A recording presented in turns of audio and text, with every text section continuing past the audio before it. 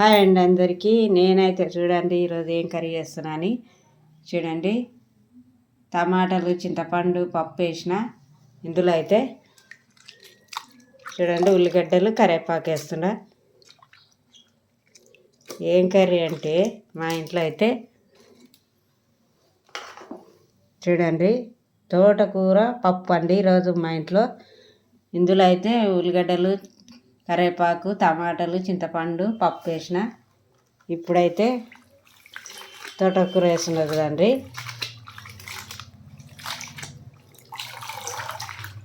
మంచిగా శుభ్రంగా కడిగి చూడండి తోటకూర వేస్తుండ. మా ఇంట్లో అయితే ఈరోజు తోటకూర పప్పు. ఇందులో అయితే కొంచెం అంత పసుపు,